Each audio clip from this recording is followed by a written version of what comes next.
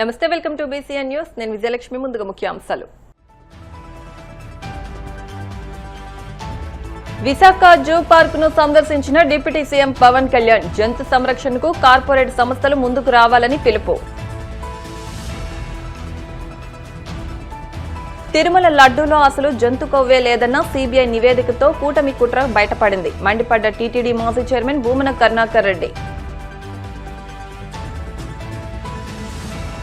మహాత్మా గాంధీ ఉపాధి హామీ చట్టం పరిరక్షణ లక్ష్యంతో రాష్ట్ర వ్యాప్తంగా ఫిబ్రవరి 2 నుంచి యాత్ర చేపడుతున్నాం. ఏపీసీసీ అధ్యక్షురాలు షర్మిల వెల్లడి.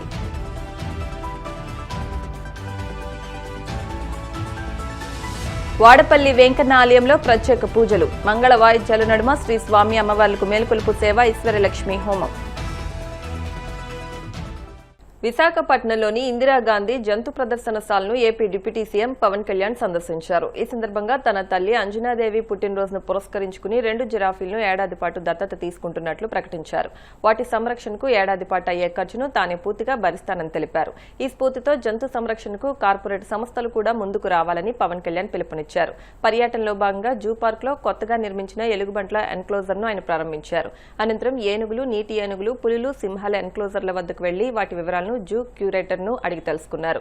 జూ నిబంధనలు పాటిస్తూ ఏనుగులు, జిరాఫీలకు స్వయంగా ఆహారం అందించారు. అనంతరం కంబాలకొండ ఎకో పార్క్ ను సందర్శించిన పవన్ కళ్యాణ్ అక్కడ ఏర్పాటు చేసిన నగరవనంను ప్రారంభించారు.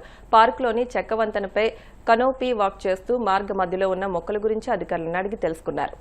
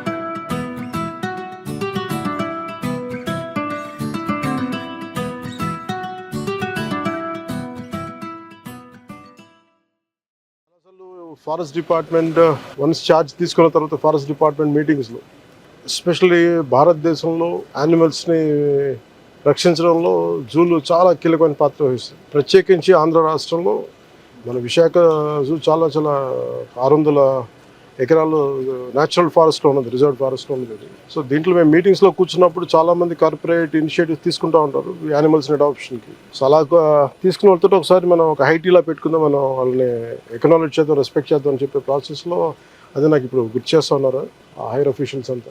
సో ఈరోజు మా అమ్మ పుట్టినరోజు కాబట్టి ప్రత్యేకంగా యాదృచ్ఛికంగా జరిగింది. నా కోరిక చాలా కాలం యానిమల్స్ని అడాప్ట్ చేసుకుంటుంటే మా ఇంట్లో కూడా ఒక 4 ఉంటాయి కుక్కలు, పెంపుడు కుక్కలు ఉంటాయి మా ఇంట్లో. నా కుటుంబ సభ్యులు, నా పిల్లలు కానీ, నా భార్య అందరూ చాలా దీన్ని జంతు సంరక్షణ చాలా ప్రత్యేకించి శ్రద్ధ పెడతారు. అలాగే ప్రత్యేకించి మా అమ్మగారి పుట్టినరోజు అవ్వటం వల్ల నాకేమనిపించిందంటే చెప్పడమే కాదు వాళ్ళకి నేను కూడా చేయాలని నిర్ణయించుకున్నాను. అందుకని మా అమ్మగారి పుట్టినరోజు సందర్భంగా ఈ 2 కనిపిస్తున్న అజిరాఫిన్ దాకా తిండి పెట్టిన అజిరాఫిన్ వీటిని మా అమ్మగారి పేరు మీద వీటిని అడాప్ట్ చేసుకుని సంవత్సరానికి 2 జిరాఫీని అడాప్ట్ చేసుకొని వాటికి ఎంత అయితే మనీ కావాలో వాటిని వెంటనే క్లియర్ చేస్తాను తెలియజేసుకుంటూ, ఇది ప్రతి ఒక్కరూ కూడా జంతు సంరక్షణలో ప్రత్యేకించి జూస్లో కానీ ఇంకా జూ బయట కానీ జంతు సంరక్షణకు అందరం మన వంతు కృషి చేద్దాం. తిరుమల లడ్డూ వ్యవహారంపై సీబీఐ కోర్టుకు సమర్పించిన ఛార్జిషీట్లో నెయ్యిలో జంతు కొవ్వు కలవలేదన్న వాస్తవం తేటతెల్లమైందని వైసీపీ రాష్ట్ర అధికార ప్రతినిధి టీటీడీ మాజీ చైర్మన్ భూమన కరుణాకర్ రెడ్డి పేర్కొన్నారు. తిరుపతిలో ఆయన మీడియాతో మాట్లాడుతూ ఈ ఛార్జిషీట్ సాక్షిగా తిరుమల లడ్డూపై చంద్రబాబు, పవన్ కళ్యాణ్ దుష్ప్రచారం బట్టబయలైందన్నారు.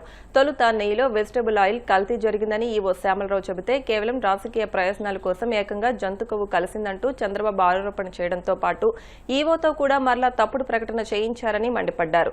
మరోవైపు అయోధ్యకు పంపిన 1,00,000 లడ్డూలు కల్తీ నెయ్యితో తయారు చేసినవి చెప్పడం ద్వారా డిప్యూటీ సీఎం పవన్ కళ్యాణ్ సైతం దేవదేవుడి ప్రతిష్టను దిగజార్చి కోట్లాది మంది హిందువుల మనోభావాలు కలుషితం చేశారని మండిపడ్డారు.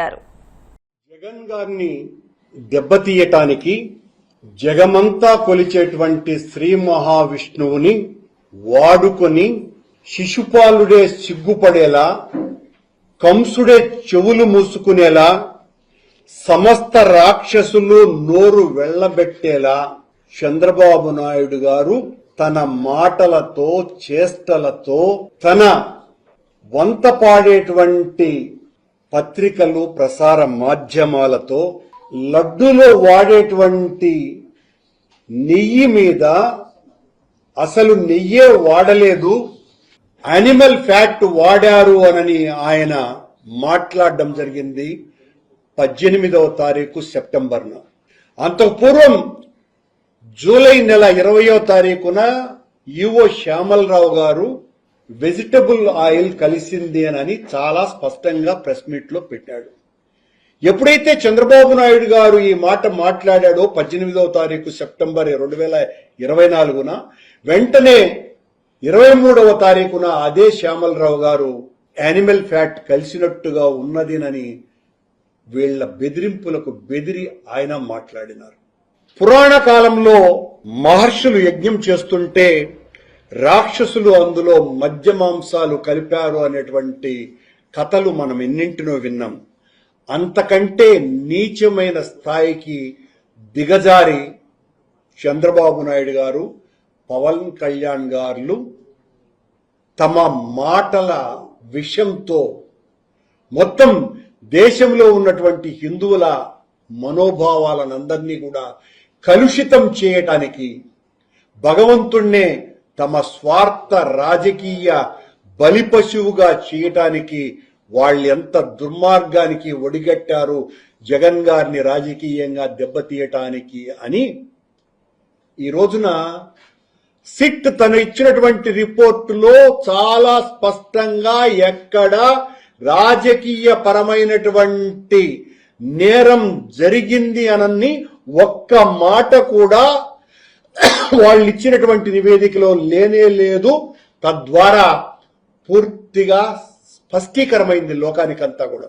సిట్ తన నివేదికలో కోర్టుకు సమర్పించిన దాంట్లో అధికారులు, దానికి సంబంధించినటువంటి టెక్నికల్ ఎక్స్పర్ట్స్, అలాగే డైరీ అధిపతులు వీళ్ళందరూ కుమ్మక్కై నెయ్యిని, పామ్ ఆయిల్ ని అంటే వెజిటబుల్ ఆయిల్స్ ని కలిపి నెయ్యిగా మార్చినారు అన్నదే సిబిఐ ఇచ్చినటువంటి రిపోర్ట్.